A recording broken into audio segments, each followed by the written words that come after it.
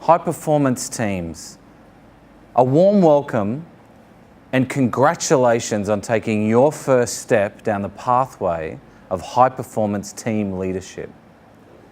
Now, I'm sure you're thinking, I've been in business a long time. I've been in these large organizations before. Why all of a sudden do I need to be a part of a high performance team?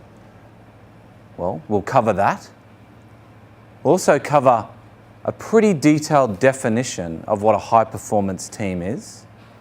We'll look at some examples of high performance teams in the world today and how they function. We'll go and grab from those high performance teams some ideas, some frameworks, and we'll build a methodology that you will take with you on your journey into your businesses to help build more high performance teams. But we'll start with the why. And it's a pretty simple one. We see it every day. We work and we play in a far more complex environment than we ever have before, whether it be communicating over the internet, via mobile phones, emails, video messaging. We're given less resources, less time, less money, and we need to produce and deliver far more complex systems in more complex environments. And how do we ensure that when we do that, that we're actually getting the biggest bang for our buck? High performance teams. So we'll look at what I believe to be the most succinct definition. Now, I wrote this down and I looked at it like you're looking at it now and you're thinking, well, they're just a bunch of words. They don't really mean a whole lot. What does it actually mean? What is a high performance team? It's a group of interdependent individuals. We're not talking about people that just sit in a working group working on a task together. Each of these people interact, are dependent on each other to deliver their goals, but also work on their goals independently. It's very important to understand this. You are working in a team environment as a team interdependently. You're working efficiently and effectively together. So again, aren't these the same things? Well, no.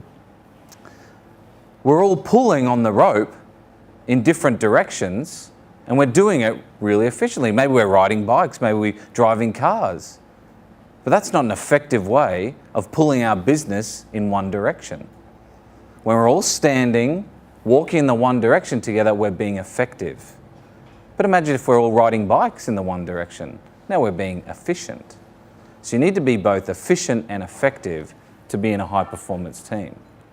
We're focused on the same clearly defined goals. We don't all work on the same goal, but the goals we do work on individually are clearly defined and they're working towards the same outcome. This is the really important part. While maintaining a perspective on strategic objectives, what is it that the business needs most over the next 12 to 18 months? What is it long term? What's the macro scale that we're looking at? Because each of your little goals and your outcomes better be aligned to that, and you better be checking regularly back in with the business to make sure that you're effective and efficiently delivering to those strategic objectives.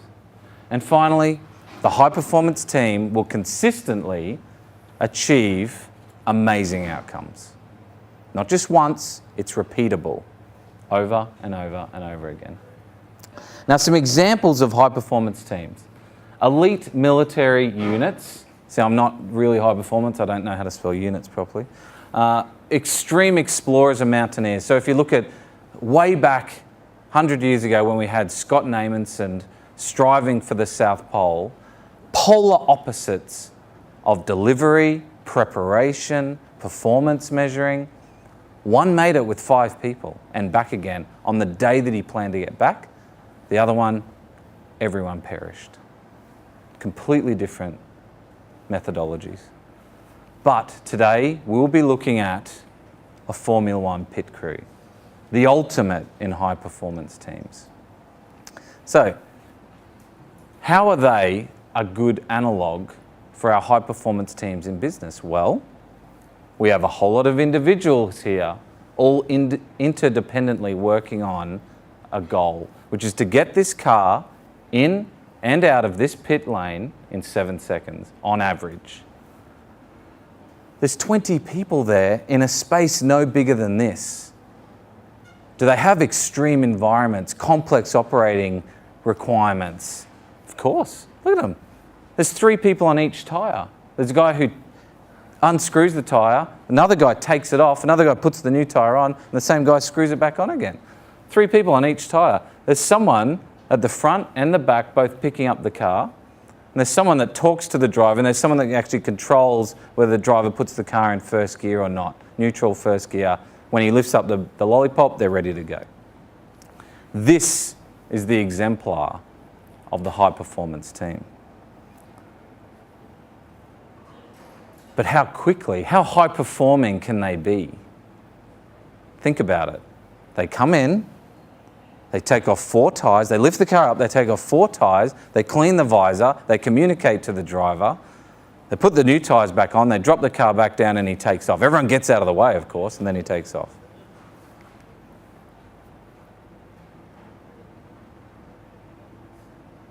That's not the world record.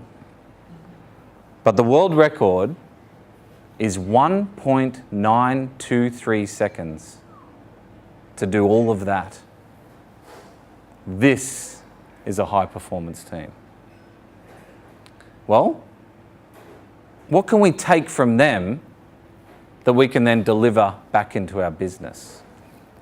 Number 1, communication. So each of the team members know exactly who they can and can't communicate with. You can communicate up, you can communicate down. Only the 4 people who screw the tyres back in can actually communicate with the lollipop guy who controls the car. That lollipop guy is only expecting communication from 4 people. He'll stand there, he'll look at the teams, and they'll communicate back to him. And then he makes the decision. He's the only one that makes the decision to communicate to the driver that he's ready to go. So communicating up and down, being clear and concise, targeted communication, but also data sharing. So constantly as the car's driving around the track, it's communicating back to the team. Roles and responsibilities, clearly defined, values and goals. You know exactly what your role is on the day. You don't go outside it. You don't do anything differently. You've got boundaries on how you can deliver it. You have touch points, as I said, back to each team member. And one of the most important ones is strategy. So there's a role and responsibility about the strategy of the race. Because this 7 seconds is only one pit in what could potentially be an entire day of racing. But that's only one race in what could be an entire year of a championship. That's not the goal right there. The goal right there is to get the car in and out, but that's not the goal of the race team. The goal of the race team is to come number 1 on the day, consistently, repeatably, on and on, until you win. Process.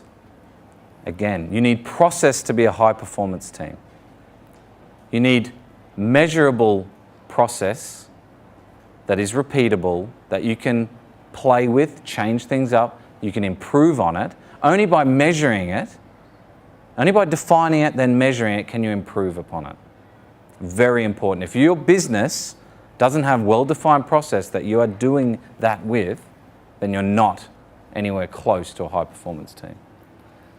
Again, strategic realignment. Built in within that process is the constant realignment with the long-term strategy of the business. It's not ad hoc, it's not bespoke, it's not, oh, what time is it, it's lunch, I might go and check what the strategy of the business is today. It is done routinely again and again and again. And finally, trust. Trust in the team that you're doing your job. How much time am I wasting by looking at the guy next to me, making sure he's putting the wheel on properly? No, he does the same job I do, and I do the wheel properly, and I trust that he does the wheel properly. And then when I communicate that I'm done, the lollipop guy's trusting that you're done and that everyone's going to get out of the way. So trust in the team, trust in the process, trust in management. I know that's a hard one, but trust in management. But ultimately, accountability and ownership.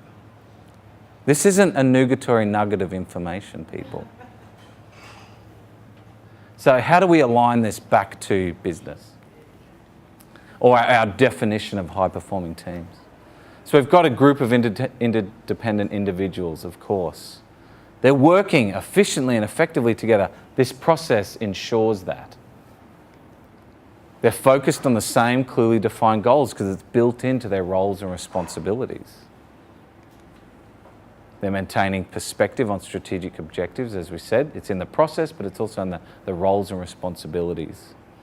And finally, they're consistently achieving exceptional outcomes because of all of this working harmoniously together. So go forth. Obviously, phase 2 of your training will begin next week. I encourage you all to go and learn as much as you can, implement what you can in your businesses. I look forward to seeing you next week. Thank you.